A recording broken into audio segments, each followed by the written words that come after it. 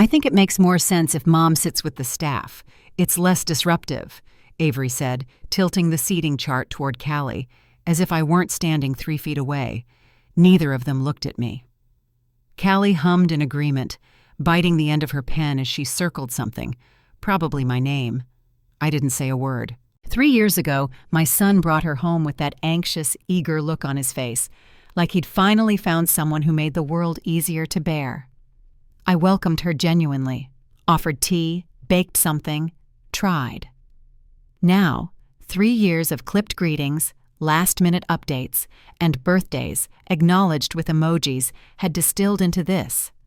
I was a logistical inconvenience. They wanted me in this back, next to the caterer's aunt, the DJ's assistant, and someone Callie described as the dog walker we felt bad not inviting. I studied the chart. Table 12 across the room near the swinging kitchen doors. I'd be seated with people I didn't know, people who probably didn't even know who the groom's mother was. Avery straightened the chart and nodded, satisfied. "We just want things to flow well," he added. "You get that, right?" I nodded slowly. I had gotten it, actually, long before this moment. Every small slight, every missed call, every choice made without me. I had gotten it when they stopped asking how I was. I had gotten it when my address was left off the save the dates. They were building a life, and I was meant to fund it, not be in it. I smoothed the fold of my sleeve and stepped back without a word. "Thanks, Mom," Avery added, already moving to the next task. I walked to the kitchen and poured myself a glass of water. My hand didn't shake. My heart didn't race, but something shifted. I set the glass down. Then I reached for the guest list. The final check cleared the week before. Just under $500,000, sliced into elegant portions. Venue deposit, Callie's custom gown, floral arrangements flown in from Oregon, and the band Avery said would elevate the whole vibe. All of it paid from my account. All of it under my name. It wasn't just money. It was belief, a quiet belief that all these things would bring us closer, that this wedding would be a bridge, not a border. I had told myself that Avery would come around, that time softened distance. I had even imagined him standing next to me at the rehearsal dinner, glass raised, saying, "None of this would have been possible without my mom." But that moment never came, not even a draft of it. He remembered the help, not the hands. He remembered that someone paid his tuition, paid rent when he was between jobs, co-signed for his first car. But he'd stopped remembering the face behind those things. The late nights with his fevered head in my lap, the quiet way I put away my wedding ring and never replaced it, just in case he still needed more of me. Now he needed my signature, that was all. The wedding planner called that morning to confirm table linens. "Just wanted to make sure it's still okay to charge the card on file, Mrs. Peggy Dorsey, correct?" I told her yes, because it was. And I kept telling myself I had done this willingly, that it was my choice. But standing there in the kitchen, the seating chart still fresh in my mind, it didn't feel like choice. It felt like erosion. Small, repeated things wearing away the edges of something I'd built with care. I picked up the folder with the contracts and walked it back to the dining table, laid each one out, checking every signature, every date. There was no thank you note tucked between the pages, just totals and my initials. I placed a sticky tab on the vendor contact list.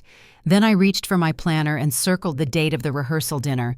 The boutique smelled like expensive fabric and cold mirrors. Callie was already halfway into her third gown when I arrived, box in hand. Inside were silk robes, ivory with champagne piping, embroidered with each bridesmaid's initials, and hers in full cursive. Mrs. Callie Dorsey. I'd commissioned them weeks ago, imagined their surprise, their gratitude. Callie didn't even turn around. "She's here," her sister said, barely looking up from her phone. Callie's response was a sigh. Then to her sister, in a voice meant to be heard, "I mean, it's her money, but it's our wedding." I stood there with the box open. Not dramatic, not even disappointed, just still. She stepped off the platform, adjusted the gown at the hips, and asked the consultant if they had anything with a deeper neckline. Her sister giggled. No one acknowledged the robes. I placed the box gently on the bench beside a stack of veils. 5 minutes passed. 10. No one asked me anything. I was invisible, a walking checkbook with a polite smile. Finally, Callie glanced my way, eyes flicking past the box. "That's sweet," she said without opening it, "but we're kind of going for a different color scheme." I didn't say a word. I didn't push the gift toward her. I didn't offer to take it back. I just turned, walked out, and let the boutique door shut softly behind me. Their messages started that evening, first from Callie, then from her sister, then from Avery. Short, clipped. "Can you just respond?" Texts. I didn't. For 7 days, I let the silence stretch. Not out of spite, just self-preservation. I had started to see something clearly. I'd refused to admit they didn't dislike me. They simply didn't see me. Not as a mother, not as a person, just a resource. I reopened the planner on the 8th day and moved the sticky tab from the rehearsal dinner to the ceremony date. Then I picked up the vendor list again and made a separate column, one labeled Final Decision. The email came just after lunch, subject line, Final Invoice Breakdown. I clicked it open and scrolled through item after item, each one neatly labeled and cross-referenced to earlier drafts. Nothing had gone over budget. They'd spent carefully, efficiently, tastefully. Every receipt had my name printed in the top corner, Peggy Dorsey. It had started that way out of practicality. I was the one paying. Vendors preferred a single point of contact. Contracts needed a legal name, a billing address, a verified card. Mine. But now those pages felt like armor. Each line item a thread in the web they'd forgotten I controlled. I clicked on the attachments, downloaded the final totals. $499,261. Callie's parents hadn't contributed a dime. At the engagement dinner, they brought a bottle of wine and a speech about new beginnings. The only thing they offered after that was advice on what not to do. No buffet, no bright colors, no children. And yet, I wasn't on the formal family photo list. The wedding planner had sent it over last week. Shot-by-shot breakdowns, names of people to include. My name wasn't there. Not in bride's family, not in groom's family, not in immediate family. Just one line at the very bottom in smaller print. Peggy Dorsey, mother of groom, seat at table 12. I closed the email and walked to the cabinet where I kept the binder, thick with printed contracts, payment records, deposit confirmations. I didn't need to check them. I just wanted to feel the weight of it. It was mine, all of it. And they had forgotten that. They had written me out of the story, pushed me to the margins, reduced me to a footnote. But every time the band played, every time the cake was served, every light bulb that lit up that venue, it would be powered by me. I flipped to the back of the binder and pulled out the vendor directory. Then I reached for a notepad and wrote 2 words. Hold everything. The phone rang as I was slicing pears for a salad. Callie's name lit up the screen. I wiped my hands and answered. "Avery wants you to wear beige. Nothing bright," she said without greeting. "He says it's about the aesthetic, keeping things soft and cohesive for the photos." I glanced at the closet where my plum dress hung in its protective sleeve. I had chosen it months ago, after trying on at least a dozen. It wasn't loud. It was dignified. It was the only color that made me feel like I still took up space. But I didn't argue.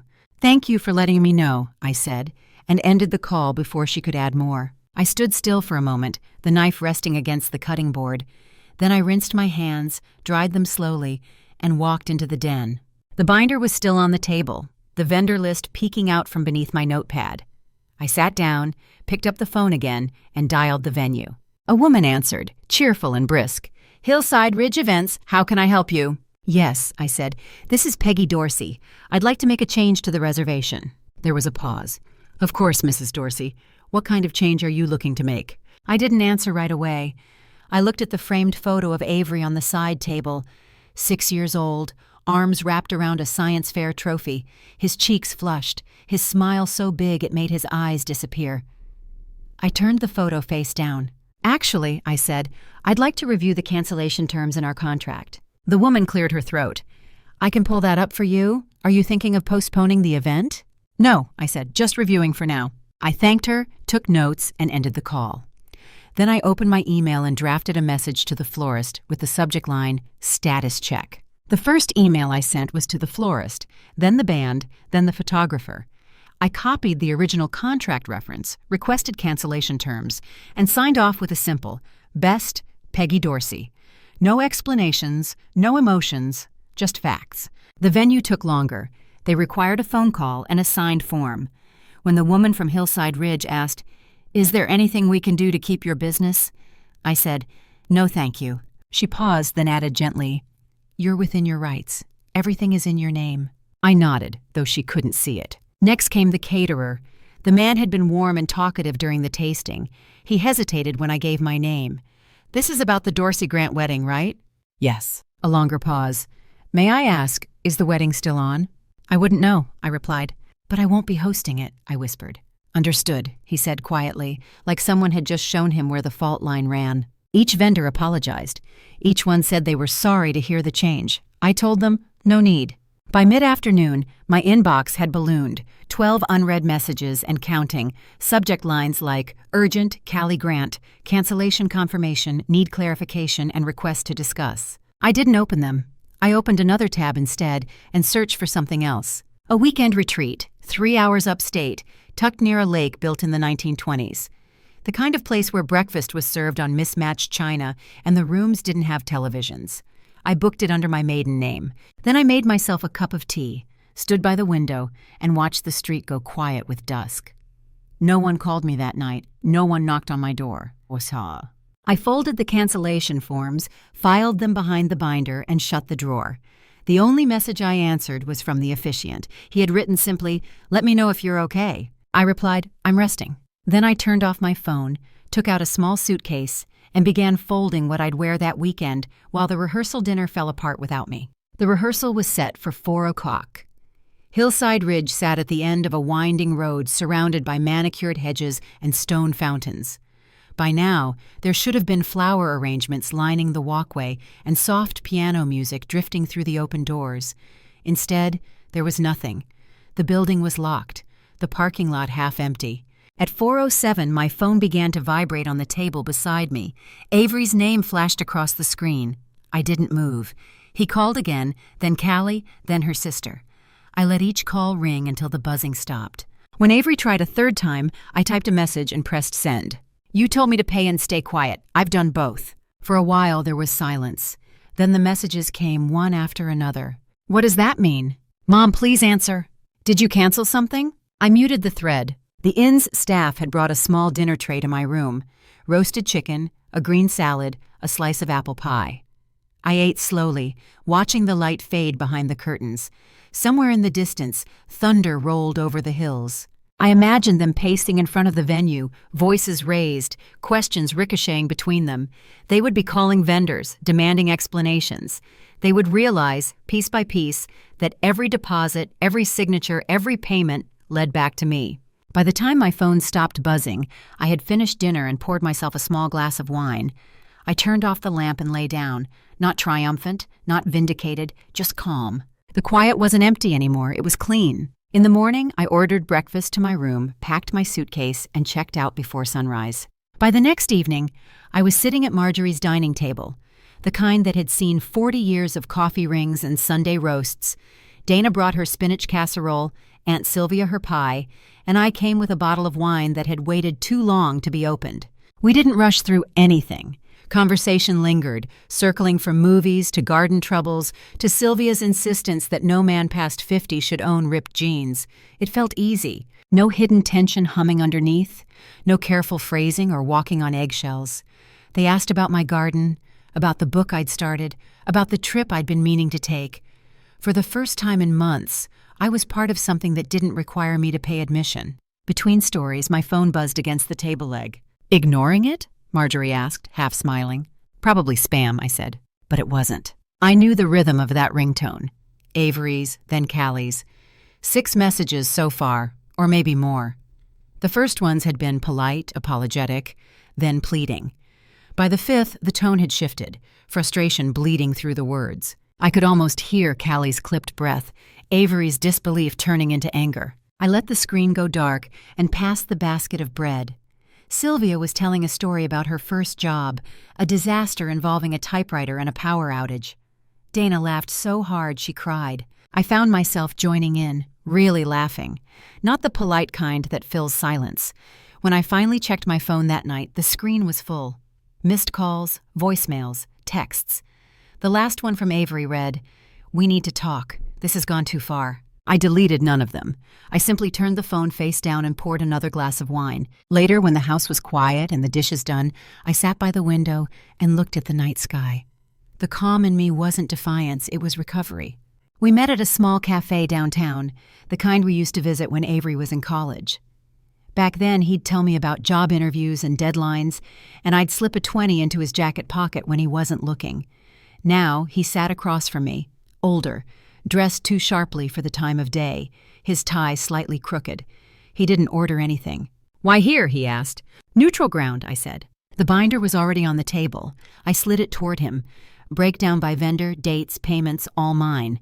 He flipped it open, scanning the neatly tabbed sections. His jaw tightened when he saw the totals. "I didn't think you'd actually do it," he said finally. "That's the problem, Avery," I replied. "You stopped thinking I was someone who could." He leaned back, rubbing a hand over his face.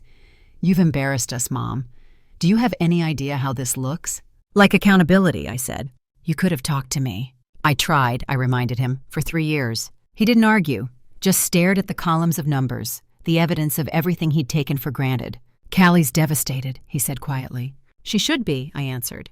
"She mistook access for affection, and you let her." He looked up then, and for a brief moment, he wasn't the man who told me to stay quiet.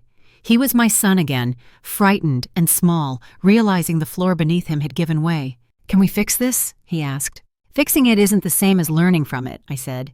"You'll have to decide which one you're ready for." He nodded slowly, though I could see the words stung. When he stood to leave, he reached for the binder, but I kept my hand on it. "This stays with me," I said. "You've already read everything that matters." He hesitated, then left without another word. When the door closed behind him, I opened my purse, took out the last invoice that hadn't been settled yet, and signed it. This time not for a wedding, but for a refund. It arrived in a pale envelope tucked among the usual grocery flyers and utility bills. No return address, but I recognized Callie's handwriting, rounded, careful letters that always looked like they were trying too hard. Inside was a new wedding announcement. No gold embossing this time, no curated engagement photo. Just a single card with a date, a church name I didn't recognize, and the line, "Reception to follow. Small gathering." No gifts requested, no mention of me, no thank you, no apology. But they were still getting married. I sat at the kitchen table, the afternoon sun warming the edge of the counter. I read the card once, then again. It didn't hurt the way I thought it might. There was something hollow about it, like an echo of a celebration that never quite took shape. I folded it in half and placed it in the drawer beside the stove with the others. Not out of bitterness, just to mark the place where something used to be. Then I pulled out a new journal I'd bought but hadn't opened. The cover was unmarked, the pages still stiff. I wrote the date in the top corner of the first page. Underneath it, I wrote a list.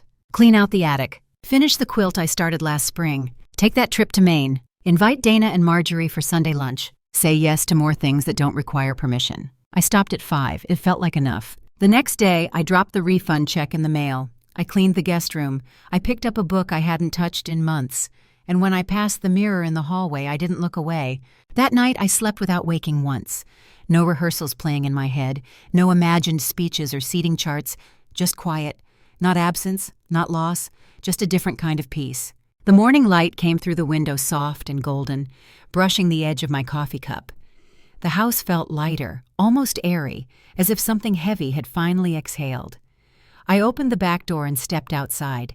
The hydrangeas had started to bloom, pale blue petals unfolding shyly toward the sun. I took my pruning shears and trimmed away what had wilted. It wasn't anger that guided my hands. It was care. It was choosing what stayed and what didn't. Across the fence, my neighbor waved. "Morning, Peggy." "Morning," I said, smiling. "Beautiful day, isn't it?" It was. When I came back inside, there was a single voicemail waiting on my phone. Avery again. His voice was quieter this time, stripped of anger. "Mom, I wanted to say I get it now. I really do. Callie and we're figuring things out. I know I messed up. I love you." There was a pause, the sound of him breathing, then softer. "I hope you'll come see us when we're back from the honeymoon." I didn't save it. I didn't delete it either.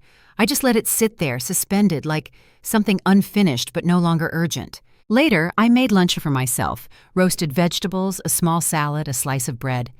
I set 1 plate, 1 glass, 1 fork. It felt complete. Afterward, I went into the den and opened the binder one last time. The contracts, the lists, the invoices, all still neatly ordered. I slid the refund receipt inside, closed it, and placed it on the highest shelf. Then I took out the journal again. Beneath yesterday's list, I added one more line. Plant something new. Outside, the clouds had begun to move, thin and bright against the sky. I stood at the window, the soft hum of the afternoon filling the silence. For the first time in years, the quiet felt like mine. That evening, I sat on the porch with a cup of tea, watching the streetlights flicker on one by one. The neighborhood was settling into dusk, dogs barking faintly, a child's laughter echoing from somewhere down the block. I thought about all the things I had once tried to hold together. A family, an image, a version of love that demanded proof through payment. But some things aren't meant to be held. They're meant to be released, to make room for what's still possible. The stars began to appear, faint and slow. I leaned back, exhaling. I wasn't waiting anymore. For a call, for forgiveness, for recognition. I was simply living. And for the first time in a long time, that was enough.